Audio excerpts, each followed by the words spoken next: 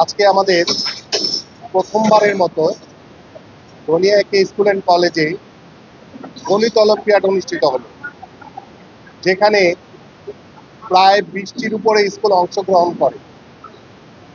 এই প্রথম আমাদের ধনিয়া এলাকায় গণিত অলিম্পিয়াড অনুষ্ঠিত হয়। সারা বছর মানে আমরা যারা এই অঞ্চলে বড় হয়েছি তাদের সন্তানদের সবসময় বাইরে নিয়ে প্রতিযোগিতা করতে হয়, যেটা আমাদের জন্য শুধু দেখে যেতাম। আমরা আমরা রেসিডেন্সিয়াল মডেল স্কুল অ্যান্ড কলেজেও যে আমাদের একই স্কুলের বাচ্চারা প্রতিযোগিতা করে জয়ী হয়ে আসে, যেটা আজকে আমরা একই স্কুলে করতে সক্ষম হয়েছি, যেখানে 20টি স্কুলের বাচ্চারা প্রায় 1000 প্রতিযোগী অংশগ্রহণ করে। এই যে কোমলমতি শিশুদের মাঝে গণিত চর্চা, এটা যে এতটা বিস্তার ঘটবে তাদের মাঝে, যে প্রতিযোগিতার যে প্রবণতা, এটা দেখে আমি খুব অভিভূত হয়েছি। এই জন্য যে গণিতের প্রতি তাদের প্রবল আগ্রহ আছে, আমরা সেটা তুলে ধরার চেষ্টা করতেছি। আর এই যে অভিভাবকরা যারা আমাদেরকে প্রতিনিয়ত সহায়তা করতেছে, এই সহায়তা যদি তাদের না থাকতো তাহলে আমরা হয়তো এত সুন্দরভাবে আয়োজন করতে পারতাম না।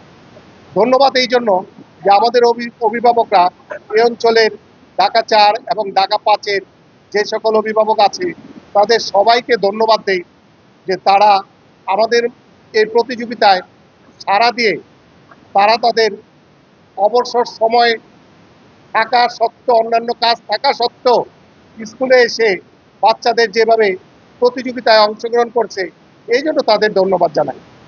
ধন্যবাদ জানাই আমাদের সেই সকল শিক্ষকদের, সেই সকালবেলা এসে একই দিনে পরীক্ষায় একই সাথে রেজাল্টে অংশগ্রহণ করে আমাদের শিক্ষকরা একটা অনন্য নজির তৈরি করেছে, যেখানে সকল স্কুল প্রতিযোগী থেকেই বিজয়ী হয়েছে সবাই।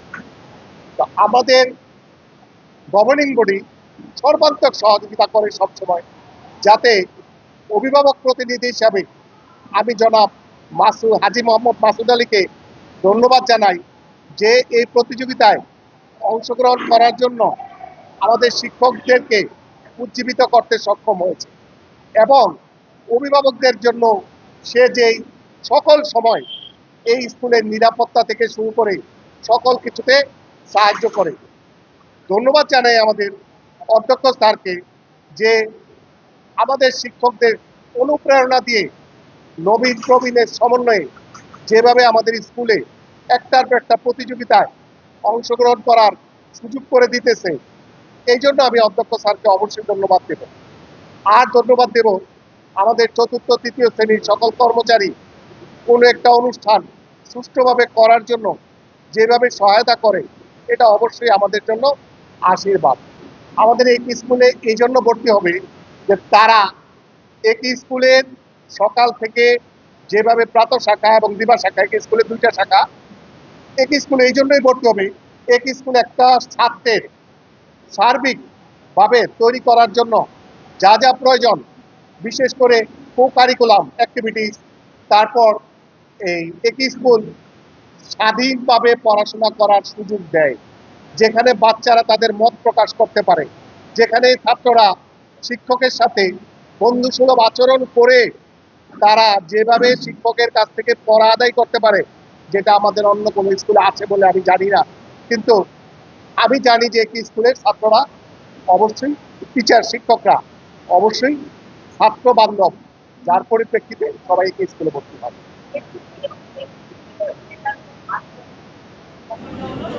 একই স্কুল অ্যান্ড কলেজ 1983 সালে প্রথম এসএসসি পরীক্ষায় অংশগ্রহণ করে। সেখান থেকে অদ্যাবধি একই স্কুল তার কাঙ্ক্ষিত ফলাফল করে যাচ্ছে। 1998 সালে প্রথম হয়েছে, 2017 সালে প্রথম হয়েছে, 2022 সালে প্রথম হয়েছে, 2024 সালে ঢাকা দক্ষিণে একই স্কুলের সর্বোচ্চ নাম্বার পেয়েছে। তো যার পরিপ্রেক্ষিতে ছাত্ররা সবাই একই স্কুলমুখী। আর একই স্কুলের ছাত্ররা এই জন্যই একই স্কুলমুখী, এখানে যেভাবে তারা স্বাধীনভাবে পড়াশোনা করতে পারে, যার জ্বলন্ত উদাহরণ ঢাকা বিশ্ববিদ্যালয়ের প্রথম হয়েছে একই স্কুলের ছাত্র। তো একই স্কুলের জন্যই তারা খুব পছন্দ করে। আমি মোহাম্মদ শহীদুল ইসলাম, সহকারী প্রধান শিক্ষক, দিবা চাকরি। ধন্যবাদ সবাই।